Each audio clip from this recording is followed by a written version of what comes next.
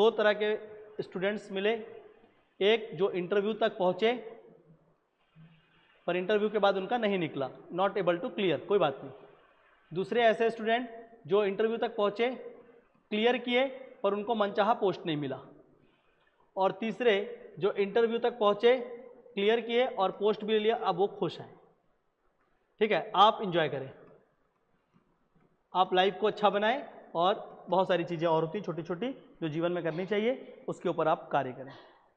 ठीक है, कभी भी सिलेक्शन हो गया इसका मतलब ये नहीं कि खाली जॉब और ट्रेनिंग जाएंगे और उतना ही नहीं, उसके बाद एक अच्छा व्यक्ति बनने का भी प्रयास करें, एक अच्छा व्यक्तित्व बनाएं, लोग आपसे आए, जो भी आपके पास आसपास आता है उसकी सेवा करें, उसकी मदद करें क्योंकि आप वो करना चाहते हैं। अब ये दो कैटेगरी में जो आते हैं और बाकी लोग के लिए भी अप्लाईकेबल होगा, जो इंटरव्यू, ये दोनों के लिए सेम है क्योंकि ये दोनों कैटेगरी क्या चाह रहा है, प्रिपरेशन चाह रहा है, क्योंकि अब ये दोनों तरह के लोग क्या होंगे, प्रिपेयर करने आएंगे। ये वाले होंगे इनके अंदर एंथुसियाज्म ज़्यादा होगा, ये बहुत ज़्यादा एंथुसियास्टिक होंगे क्योंकि चलो निकला है। यहाँ पर थोड़ा सा अभी फियर तो नहीं बोलूँगा, थोड़ा सा यहाँ पर दुख चल रहा होगा अभी, दे आर सैड, थोड़ा नहीं, कई लोगों का बहुत ज़्यादा भी होगा, डिपेंडिंग अपॉन कि कितना क्लोज थे वो और उनका एफर्ट्स कितना था। एफर्ट्स तो सभी का था। Everybody who is in the final list, last list तक पहुँचे हो यार आप, वो लास्ट में छत्तीसगढ़ में जो 600 बच्चे हैं, ठीक है 700 थे ना, 700 बच्चे, छत्तीसगढ़ में जो 703 स्टूडेंट्स थे वहाँ तक पहुँचे हो 1 लाख से, 1 लाख स्टूडेंट से आप 700 तक पहुँचे हो, तो मतलब आपके अंदर कुछ तो बात है, एकदम तो जीरो नहीं हो। और एकदम जीरो नहीं हो तो बिल्कुल अपने आप को पहले तो कोसना बंद कर दो। कई लोग हो रहे हैं अभी भी कोस रहे हैं कि यार मैं ये कर सकता था, मैं वो कर सकता था, या दूसरे को कोस रहे हैं कि तुम्हारे कारण ऐसा हो गया या उसके कारण ऐसा हो गया, फलाना ढिमका जो भी है, वो सब मत करिए। एकदम सिंपल सा मैसेज ले लो कि उस दिन जिस दिन आप एग्जाम दिए, उस दिन आपको आपसे किसी बेहतर ने बीट कर दिया। बेहतर ने बीट कर दिया क्या मतलब यह है कि उस दिन उसका परफॉर्मेंस आपसे अच्छा था, आपके पास भी सेम नॉलेज बेस था, आपने भी सब कुछ वैसे ही पढ़ा था, पर शायद उस पेपर के दिन आपने उतना अच्छा परफॉर्मेंस नहीं किया या उसको मैनेज नहीं कर पाए। हो सकता है कि एग्जाम से एक रात पहले आप नींद नहीं आया होगा किसी पेपर में, अगले दिन गए तो पेपर के 2-4 क्वेश्चन आपने ठीक से रीड नहीं किया, हो सकता है, संभावना है। ठीक है, हो सकता है कि कोई क्वेश्चन का आंसर लिख रहे तो अचानक से पता चला कि नहीं यार इसका आंसर ये नहीं था, दूसरा था। पेपर में स्पीड नहीं बना पाए किसी पेपर में, तो क्या हुआ, 2-4 क्वेश्चन छूट गए। वैसे बहुत सारे होते हैं ना अटेम्प्ट में, तो हो सकता है कि इस पोजीशन में पहुंचने का कारण है कि आपने जो अटेम्प्ट किया उस अटेम्प्ट में थोड़ा बहुत ऊपर नीचे हो गया, इस तरह कुछ नहीं है। तो उस अटेम्प्ट को बेहतर नेक्स्ट में किया जा सकेगा, और अब उसको बेहतर तभी कर पाएंगे जब आप दुखी हो, बहुत दुखी हो, रोने का मन करता है रो भी लो, लेकिन उसके बाद वापस आओ अपने आप के लिए, अपने लाइफ के लिए। क्यों? क्योंकि आप में अटेम्प्ट को ही बस ठीक करना है, आपको अपने नॉलेज बेस और ये सब चीज़ों में बहुत ज़्यादा परिवर्तन नहीं करना है। वो अच्छा था तभी तो इंटरव्यू दे के आए हो, नॉलेज बेस ही गंदा होता तो इंटरव्यू नहीं पहुंचते। तो नॉलेज बेस वगैरह सब कुछ बढ़िया था, अटेम्प्ट को बेहतर करेंगे, प्रैक्टिस और थोड़ा सा ज़्यादा कर सकते हैं, और उस प्रैक्टिस के लिए आपको अपने आप को रिकलेक्ट करना होगा। ठीक है ना, रिकलेक्शन मतलब आप वापस अपने आप को समझाओ कि ठीक है, जो 600 तक भी पहुंचा है, जिसको इंटरव्यू के लिए बुलाया गया था मैं ही था, वो कोई और नहीं था, कोई थर्ड पर्सन नहीं आया था इंटरव्यू देने गया था, जो वो आप ही थे। And you have made it possible to the final list of CGPS, आप पहुंचे थे वहां तक। तो बिल्कुल भी दुखी नहीं होना है, you are a good individual. ज़्यादा लगता है, come and talk to me, आप आइए हमसे बात करिए, किसी ना किसी तरीके से आपको डेफिनेटली वहाँ पर एड्रेस करके अच्छा करके देंगे। पर अभी दुखी होने का समय नहीं है, वो रिकलेक्ट करो, अपने अटेम्प्ट को देखो कि आपका अटेम्प्ट जो है वो कैसा था, उसमें कहाँ पर गलतियाँ रह गई, किस तरीके की चीज़ें हमसे मिस्टेक हुई मेंस के ऊपर। ठीक है, जब आपने प्री दिया होगा तो प्री के बारे में भी सोचो कि किस तरीके से चीज़ें गलत हुई या सही हुई। दूसरा, जो यहाँ पर एग्जाम निकाले हैं उनके अच्छा एंथुसियाज्म होगा, कॉन्फिडेंस होगा कि नेक्स्ट टाइम हम और बेहतर करेंगे, तो वो लोग भी एग्जाम देते हैं तो उनको अच्छा कॉन्फिडेंस होगा कि हम अच्छा कर सकते हैं, पिछले बार किए हैं तो इस बार और बेहतर थोड़ा सा और प्रयास करेंगे तो ऊपर का रैंक आएगा। पर वो भी ऊपर का रैंक जाना है तो उसके लिए कंसिस्टेंसी चाहिए होगी, अगर वो भी नहीं पढ़ेंगे तो नहीं निकलेगा। ठीक है ना, प्री तो निकाल लेंगे, मेंस और फिर बाद में लास्ट में फाइनलिस्ट में कुछ नंबर से रह जाते हैं। इस बार भी ऐसे बहुत सारे बच्चे हुए जिनका पहले निकला था लेकिन इस बार एग्जाम नहीं निकला है। ठीक है, ऐसे भी थे कुछ लोग। तो आपको एंथुसियाज्म है, ठीक है, लेकिन अभी क्या हो गया कि एग्जाम बहुत क्लोज आ चुका है, अराउंड 60 दिन बचा है, और 60 डेज में ना अभी बहुत ज़्यादा एग्जाम निकलने के बाद बहुत सारी खुशियाँ मनाने में समय लगता है। तो अगर उसको बहुत ज़्यादा खुशी मनाते मनाते दिसंबर पार हो गया तो जनवरी थोड़ा सा हैवी हो जाएगा। ठीक है, तो जो इस ग्रुप में आते हैं स्टूडेंट, उनको सबसे पहला मेरा एडवाइस होगा, पहला एडवाइस कि जो छत्तीसगढ़ जीएस है, सीजीजीएस, क्योंकि आपने प्री में भी उसको पढ़ा था, मेंस में भी पढ़े थे, इंटरव्यू से पहले भी आपने उसको रीड किया है, तो ऑलमोस्ट छत्तीसगढ़ जीएस का 70-80% तो आप एकदम कंफर्टेबल हो, इसमें तो आप पहले से ही कंफर्टेबल हो, इसमें मेरे को या किसी को आपको बताने की कोई ज़रूरत नहीं, आप पहले से इसमें कंफर्टेबल हो। ठीक है, आपको पता है कि महानदी सी हवा से निकलती है, किन किस जिलों से गुजरती है, कौन सी उसकी सहायक नदियाँ हैं, आपको सब पता है। क्या नहीं पता है, हो सकता है कि जो मांड नदी उसकी एक सहायक नदी का नाम भूल गए, वो रिवाइज करना है आपको। तो आपको केवल 20% सिलेबस पे अपनी अंडरस्टैंडिंग को वापस पुनः ठीक करनी है, 20%, तो इसलिए आप थोड़ा सा फास्टली कर सकते हैं। और पूरा का पूरा छत्तीसगढ़ जीएस जो है, अगर उसको ईमानदारी से पढ़ोगे तो 10 से 11 दिन में आप लोग पूरा खत्म कर दोगे, 5 से 10 दिन में कर देंगे लोग तो खत्म। हाँ, इंटरव्यू तक गए थे यार, मजाक तो नहीं है ना। मैक्सिमम टू मैक्सिमम रहेगा 10 से 12 दिन, 15 दिन में आप खत्म हो जाएगा प्रॉपर पूरा सीजीजीएस। और एक राउंड जब सीजीजीएस पढ़ लोगे तो कॉन्फिडेंस गेन हो जाएगा कि हाँ चलो छत्तीसगढ़ अच्छे से हो गया है, बढ़िया से। छत्तीसगढ़ के साथ साथ इंडिया का कोई भी एक सब्जेक्ट, जैसे अभी ज्योग्राफी चल रहा है टेस्ट में, सॉरी इकॉनमी चल रहा है, तो अभी अपने इकॉनमी पढ़ लिया, ठीक है, या पॉलिटी पढ़ लिए या हिस्ट्री पढ़ लिए, कोई भी एक सब्जेक्ट उठा लिए। तो एक तरफ एक कोई सब्जेक्ट ले लो और दूसरी तरफ छत्तीसगढ़ जिसको एक बार पूरा फिनिश कर लो। इससे क्या होगा, आप वापस उसी मोमेंटम में आ जाएंगे जिस मोमेंटम में आपने पिछले साल फ्री को निकाला था। अब बहुत अच्छा है, सीजीजीएस कर लिए कवर, थोड़ा सा ये कर लिए, बाद में आपको करंट अफेयर पढ़ना है। और आपको पता है जो मेंस देने गया है वो जो इंटरव्यू देने गया है वो करंट अफेयर बहुत अच्छे से पढ़ा है, क्योंकि इंटरव्यू में करंट अफेयर ही पूछा गया है, मेजॉरिटी तो करंट अफेयर ही थे, बाकी और भी क्वेश्चंस थे, पर करंट अफेयर बहुत अच्छे लेवल का पूछा जाता है इंटरव्यू में। तो आप इंटरव्यू में के लिए करंट अफेयर तो पढ़ते ही हो, तो ऑलमोस्ट आपने करंट अफेयर पढ़ा ही होगा। सीजीजीएस आप अच्छा कर लो, और आप क्योंकि एक्सपीरियंस खिलाड़ी हैं तो मेरे इस बात से एग्री भी करेंगे कि करंट अफेयर और सीजीजीएस मिला के 60 क्वेश्चन आएगा। अब इंटरव्यू तक पहुंचे तो आप एक्सपीरियंस खिलाड़ी हैं, इसलिए मैं बोल रहा हूँ कि आपको पता ही है कि 60 क्वेश्चन तो यहीं से आना है। तो इन पोर्शन को हम अच्छा कर लें, कब कर लें, दिसंबर के मंथ के पहले। और इंडिया से दिसंबर के मंथ के पहले कोशिश करिए कि पॉलिटी को फिनिश कर लो, इसके बाद ज्योग्राफी कर लो या कोई भी एक सब्जेक्ट। तो 2 सब्जेक्ट इंडिया का जो आपको लगता है कि ज़्यादा मार्क्स होल्ड करते हैं, और प्रीलिम्स में ज़्यादा मार्क्स होल्ड करता है कौन सा, पॉलिटी। और हिस्ट्री अगर करना चाहो तो कर सकते हो, या तो फिर ज्योग्राफी करो, ज्योग्राफी प्लस इकोलॉजी। तो अगर आप इन सारे सब्जेक्ट्स को अच्छे से कवर कर लोगे तो अब दिसंबर के महीने में ही 75 to 80 क्वेश्चन के आसपास आपकी तैयारी हो जाएगी, लगभग 75-80 क्वेश्चन की तैयारी हो जाती है। फिर उसके बाद जाकर जनवरी के मंथ पे रिमेनिंग पोर्शन को करना और इसका रिवीजन करते रहना, फिर उसका रिवीजन करते रहना। तो एकदम आसान है आपके लिए, क्योंकि आप लोगों ने पढ़ा है। अब उनको ये भी नहीं होगा कि पॉलिटी में उठाकर अब वो लोग ये याद करेंगे कि फंडामेंटल राइट्स में टोटल 32 आर्टिकल है, ये तो उनको नहीं पढ़ने की जरूरत है, मुझे नहीं लगता। उनको तो पक्का पता होगा कि 32 आर्टिकल है। ऑर्डिनेंस उनको पढ़ने की जरूरत नहीं, उनको पता है कि राष्ट्रपति का ऑर्डिनेंस होता है और उसमें क्या क्या क्राइटेरिया है, बस उसको रिफ्रेश करना है दिमाग में। हाँ अच्छा, ये 3 पॉइंट थे, पिछले साल पढ़ा था, इस साल फिर से याद कर लेते हैं। अच्छा ये 2 पॉइंट थे, इसको एक बार रिकलेक्ट कर लेते हैं। तो थोड़ा सा फास्टली रिवीजन करें, तेज़ी से रिवीजन करें, और फास्ट रिवीजन करेंगे तो क्या होगा, चीज़ें एक एक करके आ जाएंगी, और जो भी थोड़ा बहुत फैक्ट्स है उसका रिकलेक्ट करेंगे। तो आपको मैक्सिमम टू मैक्सिमम 30 से 35 दिन लगेगा अपने आप को वापस वैसा ही मोमेंटम में लाने के लिए जैसा आप थे। ठीक है, तो इनके लिए तो ये आसान होगा, ये वाले ग्रुप के लिए अच्छा होगा, ये तो खैर एग्जाम ही नहीं दे रहा है। अब जो ये ग्रुप है इसके लिए थोड़ा सा टफ होगा। क्यों? क्योंकि आप हर सुबह उठोगे, पढ़ना स्टार्ट करते हो, फिर थोड़े बहुत थॉट्स आते हैं। आज मेरे पास 2-3 लोग आए, यही बोले कि सर पढ़ना स्टार्ट करते हैं फिर थॉट आता है, पिछले बार कहाँ चूक हो गई, फिर उसके बाद अचानक से वो दिन पूरा निकल जाता है उसी विचार में, फिर वापस जब तक विचार बनता है पढ़ने का तब तक फिर चीज़ें चली जाती है। ठीक है, वो होगा, वो आज नहीं होगा, वो जब तक कि अगले बार आप अपना लिस्ट में नाम नहीं लिख लोगे तब तक होगा। तो आज एक दिन का नहीं, वो हमेशा होगा, पर उसी को ओवरकम करके आपको आगे बढ़ना है, उसी को तो बीट करना है। ठीक है, और उसके सबसे अच्छा काम क्या है, अपने आप को, जिनको भी यहाँ पर बहुत दुख हो रहा है, समझ नहीं आ रहा कि क्या करना है, प्लीज़ अपने आप को बिजी करें, अपने ध्यान को भटकाएं उस चीज़ से, बिजी करें। बिजी कैसे करेंगे? सामने आपके एकदम बढ़िया सा एग्जाम है, आप घर पे अकेले बैठे होते हो, वहाँ पर पढ़ाई करो। अगर आप लाइब्रेरी में पढ़ते हो, आप लाइब्रेरी में जाके पढ़ाई करो, लोगों से बात कर लो, किसी से भी बात करिए।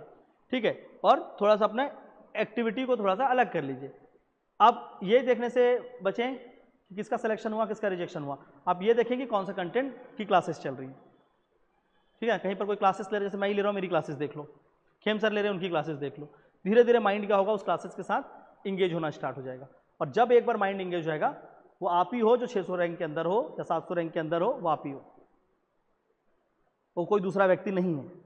जो 700 रैंक्स के अंदर है वो आप ही हो, मेरा सीधा सीधा कहना है। और वापस आप फिर से अगर बैठोगे तो आप पुनः उसको निकाल के ले जाओगे। नहीं करना है, अब बिल्कुल मन नहीं करता, इच्छा ही खत्म हो गई कि यार अब पीएससी नहीं देना है, बार बार ये देखने को मिल रहा है, छोड़ दो अगर छोड़ना चाहते हो तो। क्योंकि आप किसी भी फील्ड में जाओगे आप एक बेहतर काम ही करोगे, क्योंकि आपने मेहनत करना सीख लिया।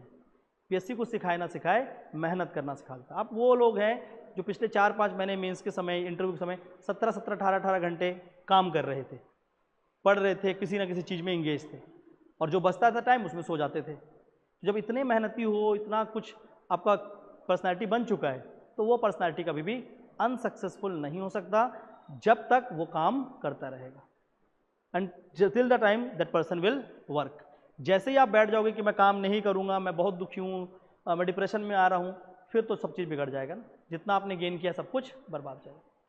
तो इसलिए जब भी आप लोग पढ़ रहे हैं, अभी आप लोग के लिए भी ये मैसेज है, पढ़ रहे हैं पूरा मेहनत कर रहे हैं, मेहनत सीख रहे हो, इस मेहनत का फल मिलेगा, किस रूप में मिलेगा ये नहीं पता है, किस रूप में मिलेगा ये डेफिनेटली नहीं पता है किसी को।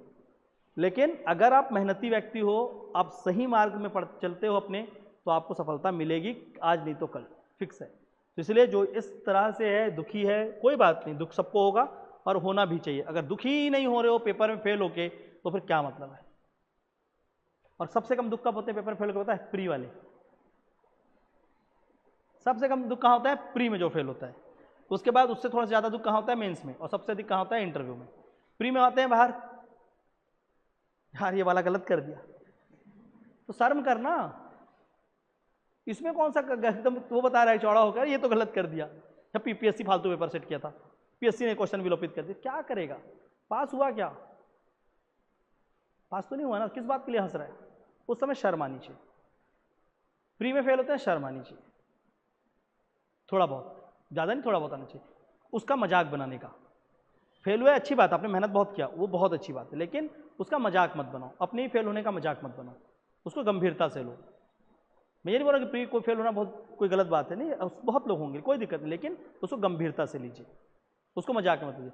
मेंस फेल होने के वाले अगर होते हो, मेंस या इंटरव्यू में ज़्यादा गंभीरता से ना ले,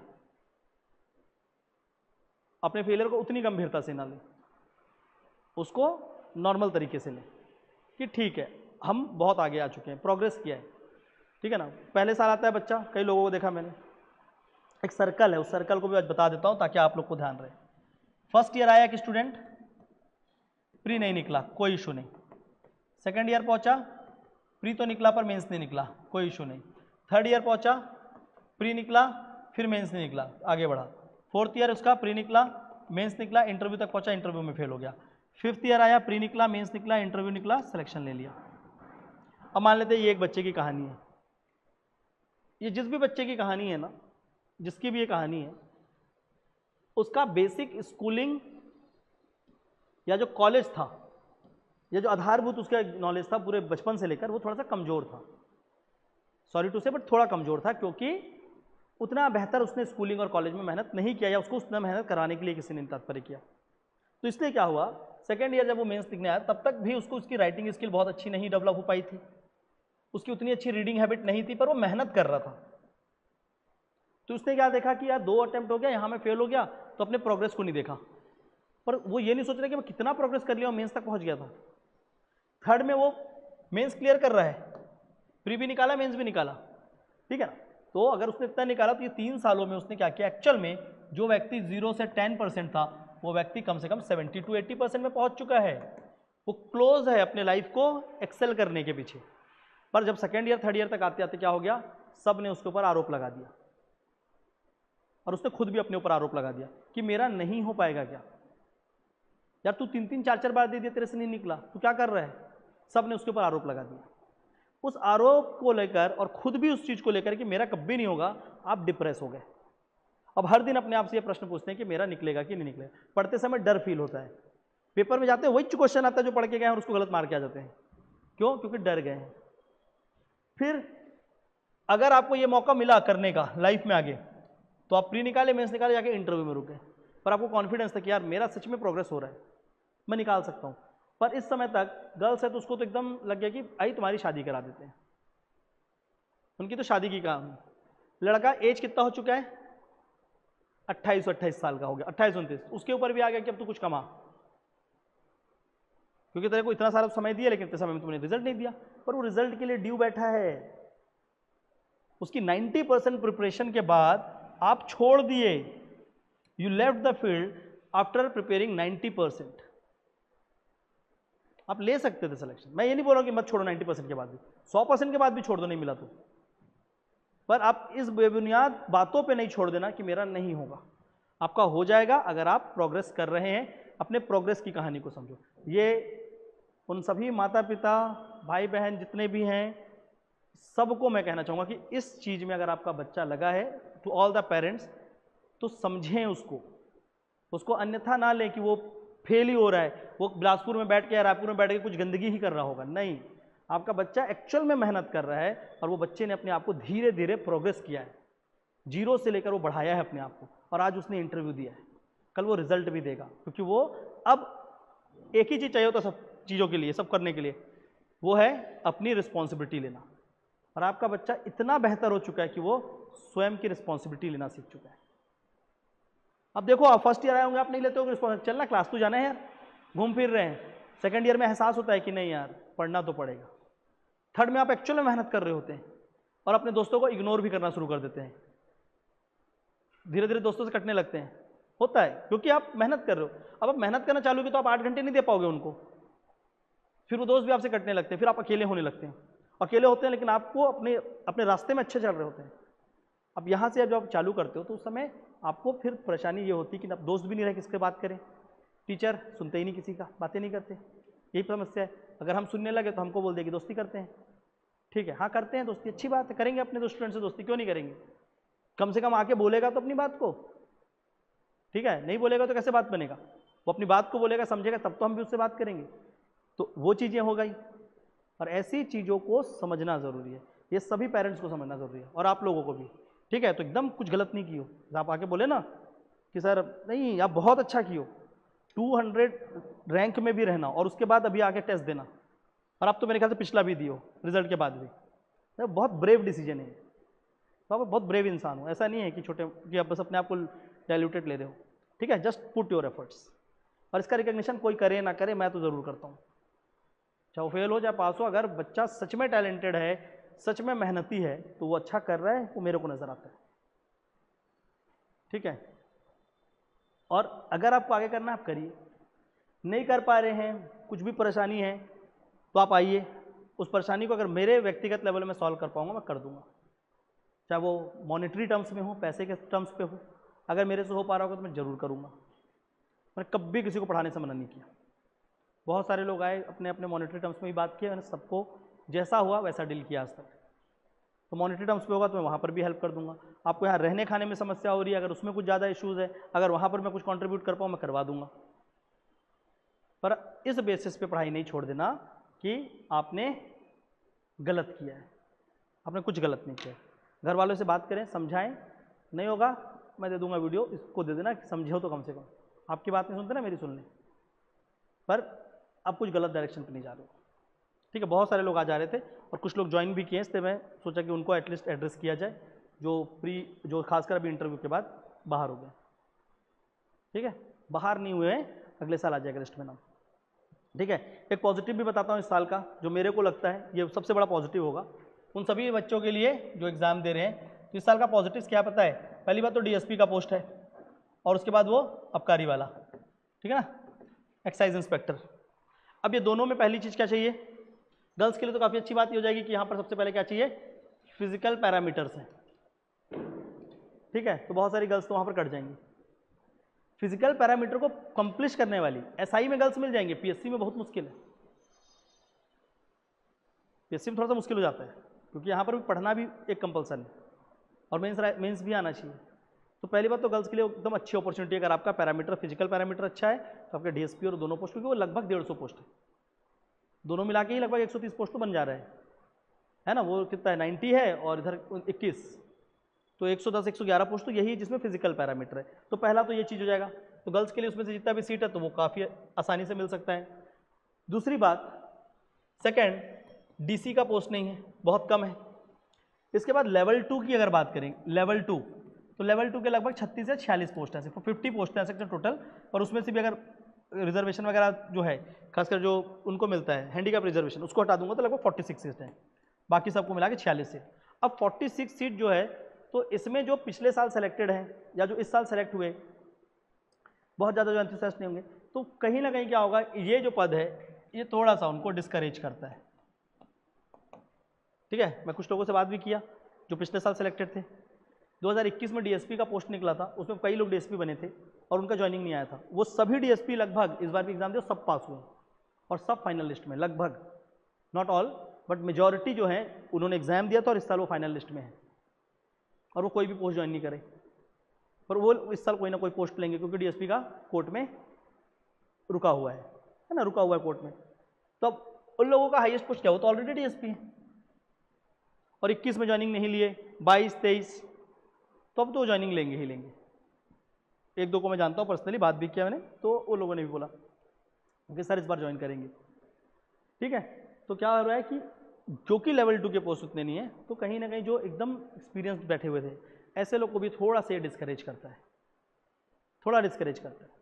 तो कंपटीशन जो होगा एक मॉडरेट लेवल पे ठीक ठाक होगा, पर इसका मतलब ये नहीं कि एकदम जीरो होगा, क्योंकि कुछ इतने बेहतर बच्चे हैं जो प्री नहीं निकाल पाए थे, मेरे आंखों के सामने है। मेरे को पता है कि जिस दिन वो प्री निकालेंगे वो एग्ज़ाम निकाल देंगे। बहुत अच्छा आंसर राइटिंग करते हैं, उनके कॉपीज चेक करके मज़ा आता है, टेस्ट देते हैं, वो टेस्ट में आंसर राइटिंग में फर्स्ट सेकंड आ जाते हैं और सच में अच्छा करते हैं। बट बात हो रहा है कि वो प्रीलिम्स में फेल हो, एक नहीं 2-3 बार। पर वही बात है कि वो जिस दिन प्रीलिम्स निकालेंगे वो रिजल्ट में आ जाएंगे। ठीक है, तो उन कैंडिडेट्स को भी आपको कम्पीट करना है। इसलिए सिंपल सी बात है, अगर आप सच में 3-4 साल बिलासपुर में बिताए, रायपुर में बिताए या 2 साल भी बिताए, अगर आप सच में इस समय मेहनत कर रहे थे और आपको पता है कि आप ईमानदारी से पढ़ते थे, तो कोई आपके ऊपर प्रश्न लगाए, उस प्रश्न को मत सुनो। आपका प्रोग्रेस है, वो प्रोग्रेस एक दिन रिजल्ट में कन्वर्ट होगा, किसी भी रूप में रिजल्ट में कन्वर्ट होगा, और उस दिन लोग आपको रिकॉग्नाइज करेंगे, दुनिया आपको रिकॉग्नाइज करेगा कि हाँ ये बेहतर काम कर रहा है, और 4 लोग गाली भी देंगे, तो जो देंगे गाली उनको इग्नोर कर देना, बीमार है वो। ठीक है, पर रिकॉग्निशन आपको ज़्यादा लोग करेंगे और गाली आपको बहुत कम लोग देंगे, क्योंकि आप एक बेहतर व्यक्ति हो जिसने सही दिशा में अपने प्रयत्नों को हमेशा से किया। ठीक है, तो आप सभी के लिए कॉमन है, ऐसा बस नहीं कि जो इंटरव्यू तक पहुंचे, आप में से बहुत लोगों ने 3-4 अटेम्प्ट हो गया होगा, मेजॉरिटी होंगे ना जिसका 3 अटेम्प्ट हो गया होगा, 2 हो गया होगा, पर आप मेहनत तो कर रहे थे। और दीपेन को मैं खुद जान रहा हूँ, पर्सनली जान रहा हूँ 1.5 साल से, वो बहुत मेहनत करता है, नहीं हुआ रिजल्ट तो क्या हो गया, खराब थोड़ी हो गया है ना। जिनको मैं पर्सनली जान रहा हूँ, वो देखो जॉब मिलने का छोड़ के अभी बैठे हुए हैं कि मैं पीएससी निकालूंगा, ऐसा ही में उनका सिलेक्शन हो गया था। तो सबके लिए अलग अलग तरीके से चीज़ें होती हैं। आप अपने लाइफ को सबसे बेहतर समझते हैं, थोड़ा सा लाइफ को देख लीजिए, घर पे बात कर लो, घर वाले तो एकदम एग्री है ना, बस बात खत्म। जब घर वाले कुछ नहीं बोले, बात खत्म। अपने लाइफ को देखो, घर पे बात कर लो, खुद को समझा लो और चालू कर दो। इससे नहीं होगा कुछ कि सर फेल हुए थे तो फिर ये हो गया वो हो गया, कुछ नहीं होगा यार। अगले साल रिजल्ट आ जाएगा। पिछले साल भी ऐसे बहुत सारे बच्चे थे जो फेल हो गए थे, इस साल वो रैंक लिस्ट में। ठीक है ना, जैसे मैं एक एग्जांपल दूँ श्वेता का, पिछले बार वो 212 रैंक में थी, बाहर हो गई थी, रो रही थी, इस बार 12 रैंक में है, 200 रैंक इंप्रूवमेंट, 211 से 12, 199 रैंक इंप्रूव हुआ उसका। ठीक है, क्या था, बस एफर्ट डाला उसने, प्रैक्टिस किया, रिजल्ट उसके फेवर में आए। तो बस इतना ही मेरा कहना है कि आप just hold on and give your efforts. ठीक है।